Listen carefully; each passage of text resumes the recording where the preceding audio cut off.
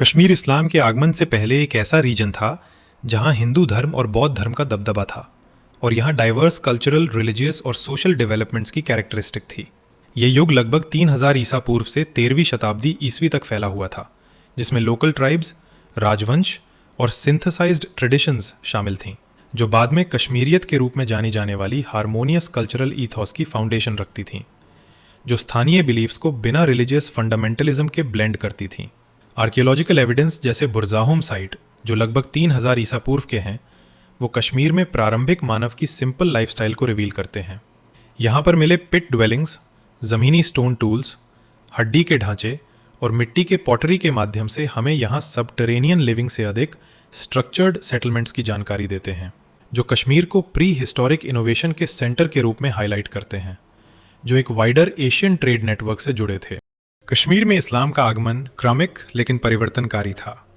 यह आगमन कॉन्क्वेस्ट से नहीं बल्कि सूफी प्रचारकों और व्यापारियों के साथ शुरू हुआ।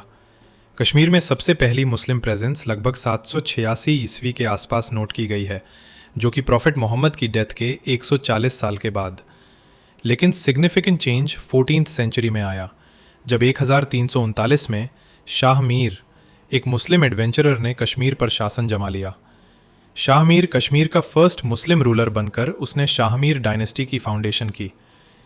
ये मुस्लिम शासन लगभग 5 सदियों तक रहा, इनिशियली स्थानीय सुल्तानों के अंडर और बाद में मुगलों, अफगानों और सिखों जैसी विदेशी पॉडरेस के अंडर।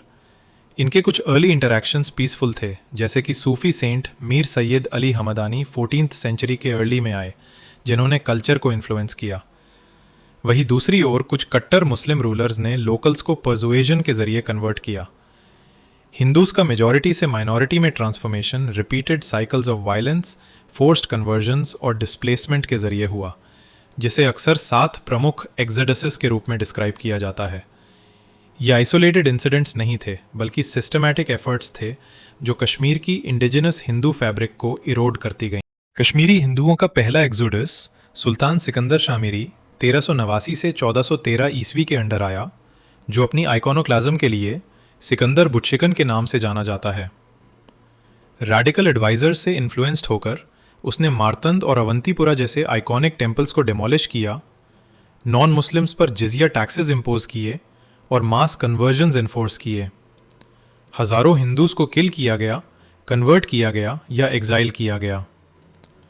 थोड़े से ठहराव के बाद दूसरा पलायन 1413 से 1420 के बीच में हुआ, जब मुस्लिम शासकों द्वारा दबाव फिर बढ़ता है। इतिहासकार निगरानी, यात्रा अनुमतियों और ऐसे नियमों का जिक्र करते हैं जो हिंदुओं और बौद्धों की स्वतंत्रता को कुचल देते हैं। इस काल में ऐसी स्थिति बनाई गई जिससे हिंदू और बौद्ध अपने धर्म को प्रैक्टिस नहीं कर सकते थे, जिसके कारण मजबूरन उन्हें यहाँ से पलायन करना पड़ता है। फिर तीसरा पलायन 15वीं से 16वीं सदी चक शासन के उभार के बीच आता है, जब शमसुद्दीन इराकी शासन में आते हैं, जिसने मास सर्कमसिजन्स, बीफ ईटिंग एडिक्ट्स, कॉन्फिस्केशंस को जबरन बढ़ावा दिया।